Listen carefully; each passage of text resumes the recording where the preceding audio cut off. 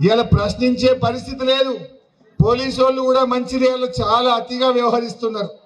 అన్యాయంగా అక్రమ కేసులు పెట్టి మా పిల్లల మీద దాడులు చేస్తున్నారు. బిడ్డ పోలీసులారా జాగ్రత్త అని చెప్పి కూడా నేను ఈ సందర్భంగా హెచ్చరిస్తా ఉన్నా. రేవంత్ రెడ్డి పర్మనెంటా? మేము ఎప్పుడు ఇట్లా చేయలే, మర్యాదగా ఉన్నాం. కానీ ఈ తాప అన్యాయంగా అక్రమ కేసులు పెట్టి మా పిల్లల్ని, మా కార్యకర్తల్ని, మా మంచిర్యాల ప్రజల్ని ఎవరైతే ఇబ్బంది పెడుతున్నారో రేపు బీఆర్ఎస్ గవర్నమెంట్ వచ్చినాక మీరు జైలు ఊచలు లెక్క పెట్టాల్సి వస్తుంది. జాగ్రత్త అని చెప్పి హెచ్చరిస్తా ఉన్నా. ఎవరిని ఇడిచిపెట్టాం. రేవంత్ రెడ్డి ఫుట్బాల్ ఆడిన పైసలు కూడా కక్కిస్తాం.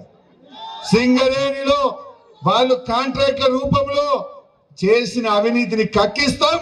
కార్మికుల సొమ్ము కార్మికులకు దక్కే విధంగా చేస్తాం. అరే బోనస్ల మోసం చేయలేదా? 6,000 కోట్ల ప్రాఫిట్ అంటాడు, 2,000 కోట్లే వంచుతా అంటాడు.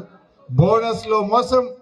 ఎన్ని స్కామ్లు అవుతున్నాయి అనుకున్నారు? ఓబీ టెండర్ల scam, solar power scam, diesel scam, అవేంటి తూటాలంటాం చూడు, ఎక్స్ప్లోజివ్స్, దాని రేటు 30% పెంచింది ఒక డైరెక్టర్.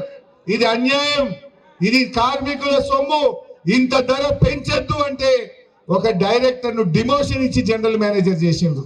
ఇంత దుర్మార్గం చేయొచ్చునా? ఇంత అన్యాయం చేయొచ్చునా?